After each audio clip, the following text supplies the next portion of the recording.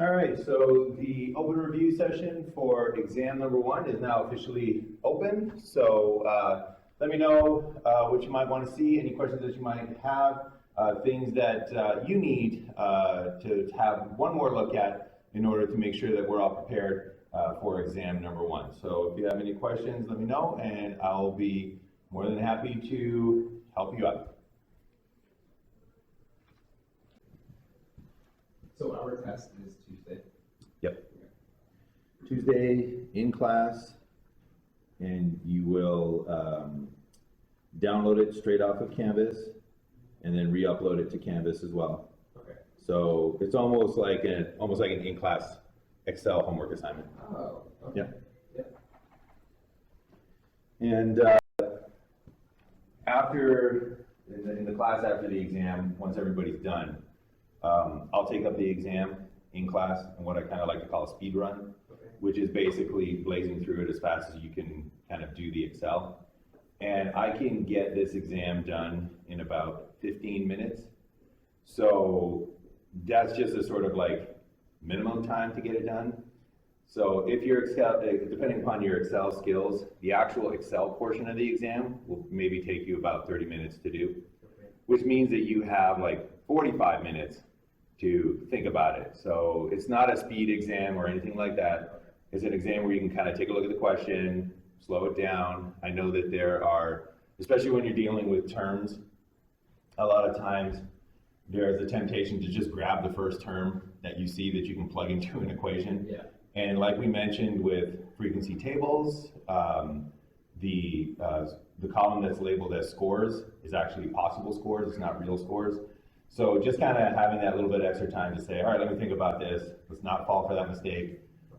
Yeah, you'll have that for the exam. Okay. And so we have to do the sample standard deviation instead of standard deviation for the population. Yeah.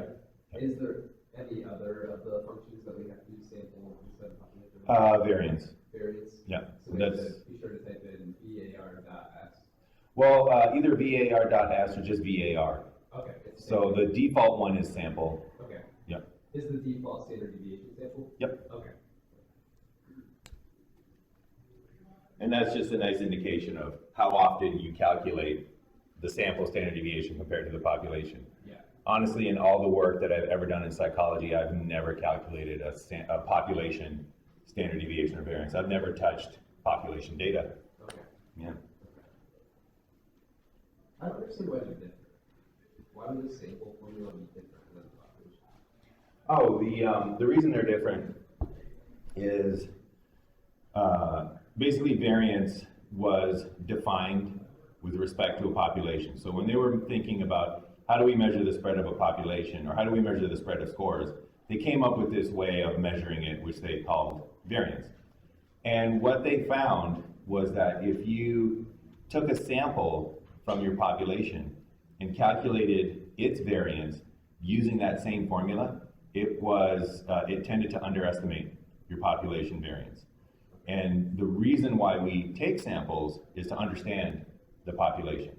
So that was an issue because what we were taking to understand the population was underestimating what we wanted to know about the population. So it's just because of the nature of variability that was the case for samples. It didn't match up samples and populations.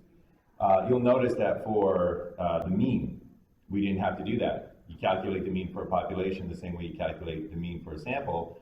And that's because if you take a whole bunch of samples and calculate their means, they will be reliable estimators of the population mean. Sure, some will be overestimating, but just as many will be underestimating. So on average, they're right there in the middle. Yeah. The same is not true of variability, and that's why we have the correction. Okay. Mm-hmm. Yep. Okay, like, if the text is open resource other than other people, Yep. like if I were to pull out my phone and like use my calculator or something. The only thing that is not allowed is phones, Okay. and that's just because, But I guess if I brought a calculator. yes, you can bring a calculator, absolutely, and use that to help with anything that you want to do, absolutely. It's just the phones are not allowed just because they're such a easy communication device Right. to use. So that's the only reason, that's the only thing that is not allowed, and that's just a control for the other people. But yeah, if you feel more comfortable at this point doing certain calculations with the calculator, feel free. It's to your advantage to do as much of this exam on Excel, just because in the long run you're going to be way quicker on Excel, and it's just way more accurate with Excel because you don't have to transfer in the numbers into your calculator to do any of the calculations. But really, it's just, can you do the calculations that are being asked for? Can you choose the right formula, do the right calculations for these questions? So if you want to bust out a calculator for some of them, absolutely. Okay, and then I guess I'll take.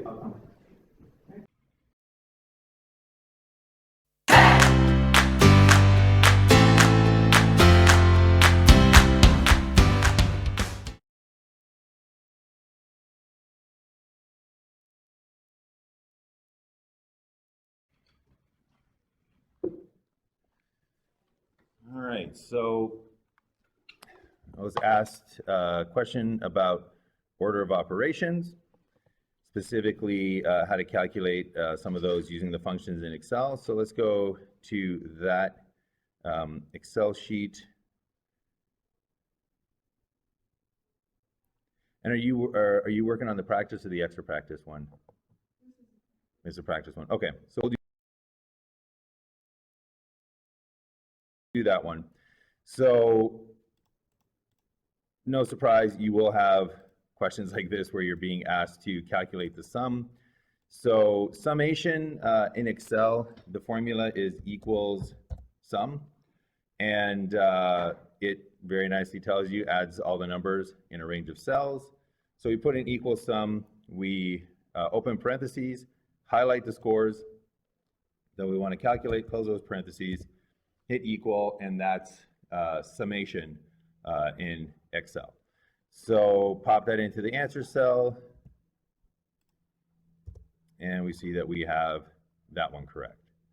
So once again, it's that equals sum, open parentheses, highlight those cells, close your parentheses, and you can pop that in using the equal cell, the equal function.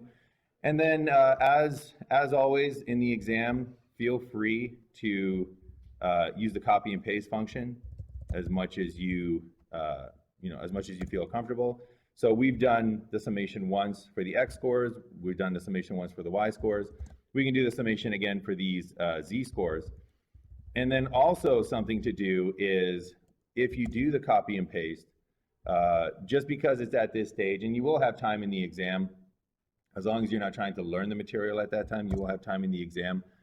When you do copy and paste, just give it a quick little double click, just to make sure that you are accessing the cell that you intended to. So if I copied and pasted this equal function that I used to get the answer into the summation of the Y scores into the cell for the summation of Z scores, a quick little double click lets me know that that's wrong. I made an error, it's accessing the wrong cell. So very quickly you can just correct that and then get that all correct. So that was for summation. Do you want to see the other functions as well? All right. So for the other functions here, remember order of operations. You do parentheses, exponents, multiplication and division from left to right, summation with the summation symbol, and then any addition or subtraction.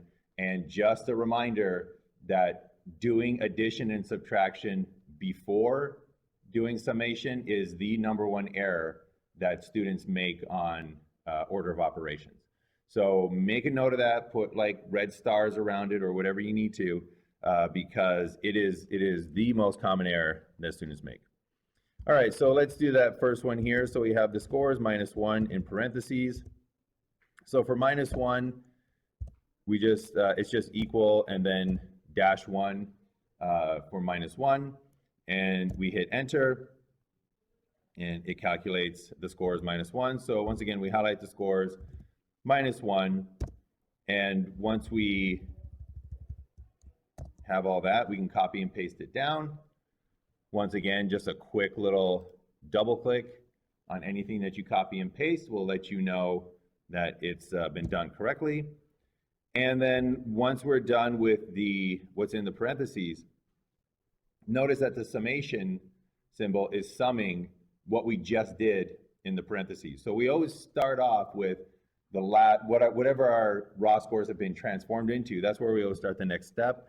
So for the summation, we put equals sum, open parentheses, highlight those -1 scores now.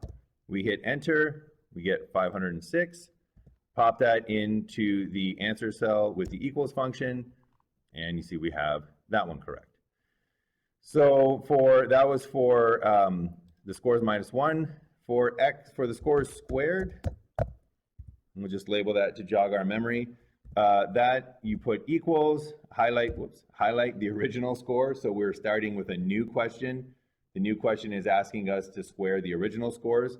So do make sure that you are choosing the right cells. And then for the exponents, it's just the little hat, shift 6. So it's on the 6 key, you hit shift 6 to get that little hat. And then you just indicate what exponent you want to raise it to. In this case, we're squaring the scores.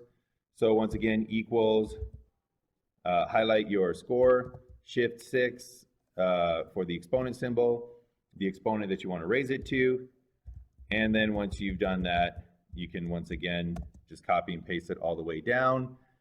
Once again, you can just double click on one of your copy and pastes to see that it actually did do what you intended it to do. And then once we're done with exponents, we would do any multiplication and division. There is none. We would do then any summation. There is there. So I'm going to copy and paste the summation that I just did in the previous question because it summed everything in the column above it. And that's what I basically want to do. So I can copy and paste that formula without entering in equals sum once again. However, once again, just a little double click and you will notice that it is accessing what you want it to access. It is summing the scores that you intended it to sum. So then we just pop it into the yellow answer cell with the equals function, and we can scroll on down, and we have that one correct. For the next one, we have 2 times the scores, and multiplication in Excel, we highlight that original score, and then it's the asterisk, so that's on shift 8. And I kind of skipped a step here. Once again, go through the order of operations, get into the habit of doing the steps every single time. So parentheses, no. Going through the checklist. Exponents, no. Multiplication and division, yes. It's 2 times the scores. So we use shift 8 for the asterisk. 2 is what we're multiplying it by. So once again, choose your score. Shift 8 for the asterisk, that's multiplication. 2 is what we're multiplying it by.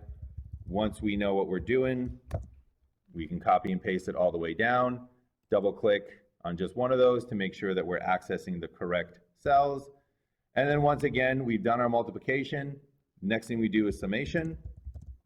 So we have done summation before. So I just copied and pasted that formula. Once again, just double click to make sure that it's accessing the right cells. And once we're confident, we can pop it into the answer cell, and we have that one correct. And then the last one here, this is by far where students make the most errors.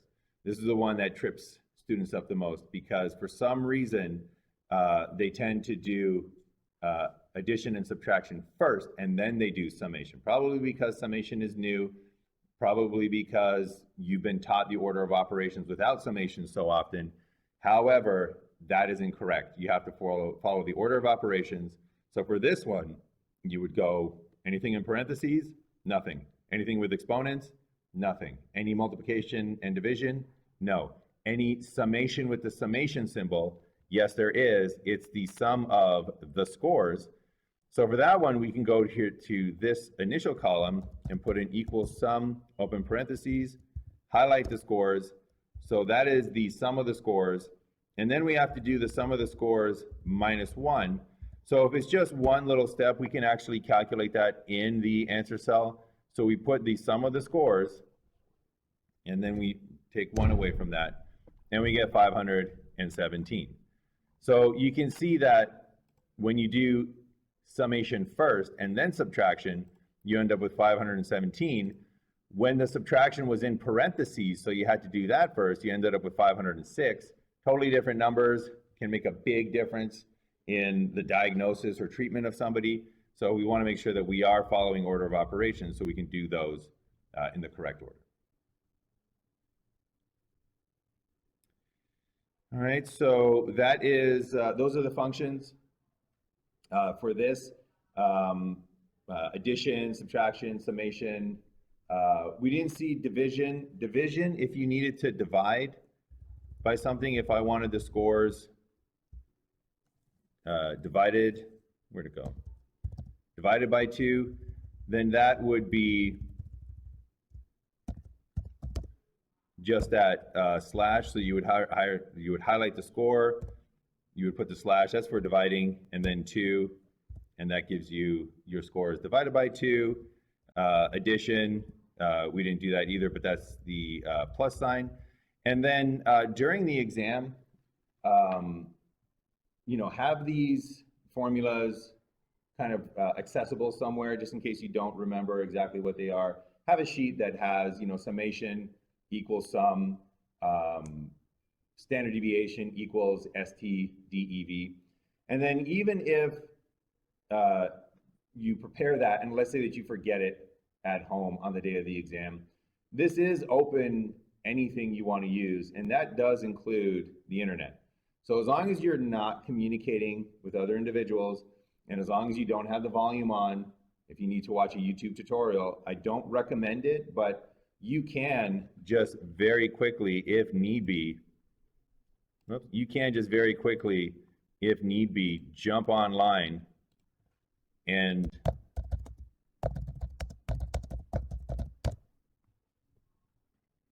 plug in summation in Excel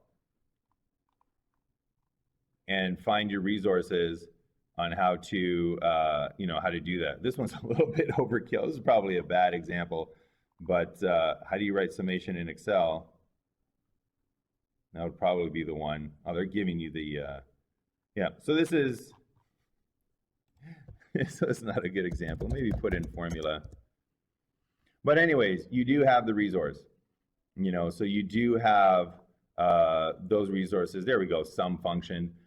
So you do have the resource to use that if you want. Again, the only thing that you can't do is communicate with others. No texting, no Skype, no FaceTime, anything like that.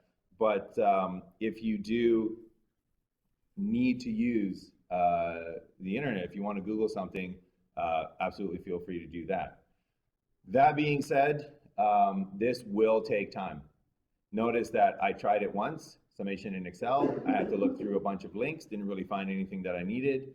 I tried the next one, summation function in Excel, finally found something, but I would still need to click on that, still read it. I could eventually find the answer, but that's all eating into your time that you have for the exam.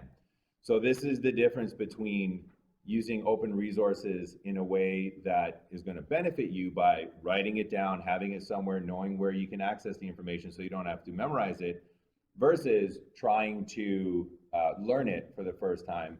This is more like trying to learn it for the first time, where you keep clicking on just information, you're just reading through things. It does not seem like the internet in here is very quick either, at least on the Wi-Fi. But you can see here that, very quickly, if need be, you can find that information.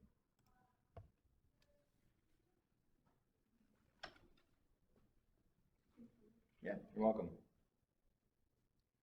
Other things, just while we're on this topic, other things to remember for this exam is that this is a stats exam, and it's a can you do what we learned in Excel exam, but it's not an Excel skills exam. So what I mean by that is if things go wonky in Excel, call me over. If you do something like, clear your answer cells, and you're like, I don't know what I did, but all my answer cells are gone. Put your hand up, call me over, I'll try to fix it. One of the easiest things is just the Control Z, hold down Control, press Z, it'll undo whatever horrible things you might have done at that point. But definitely, if it's an Excel issue, call me over. So if you have that, you know, that hashtag warning or message, call me over. I'll make it look where you can, so that you can see the entire set of numbers. And you know, don't feel that you need to decide whether or not it's a good idea to call me over. I'll let you know. So if you call me over and say, oh, you know, this is what the issue that I'm having. If it's an Excel issue, I'll fix it for you. It'll take about 5 seconds.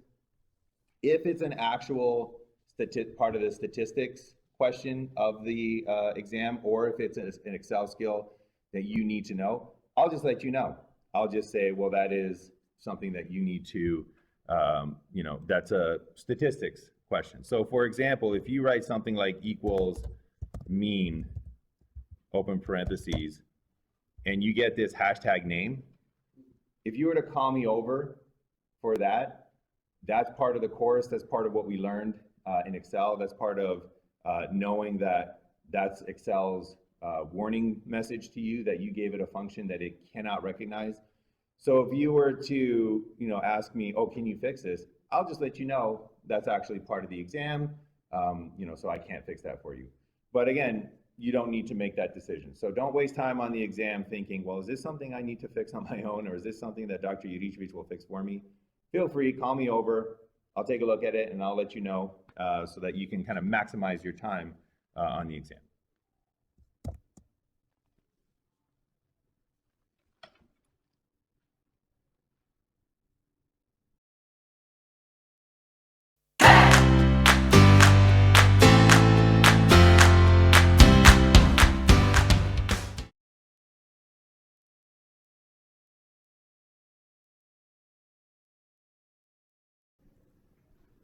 On the exam, you probably won't, you're not gonna have like the correct boxes where it says if it's correct or not. No, yeah, that's the only big difference. Yeah, okay. So once I grade the exam, I will re-upload them, and then you'll have access to that with the answer boxes. Yep.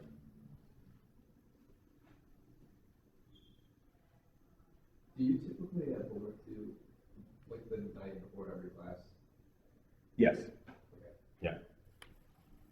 Yeah, that was something that I started instituting when I noticed that on days where there was a little bit more due, attendance was way down when I made it due right before class, and especially because it's online, you can be working at home in those last 5 minutes, get it submitted, and then think to yourself, well, I'm going to be late for class anyway, so I'll just skip today. And I just found that it really it wasn't conducive. So having it due midnight the day before was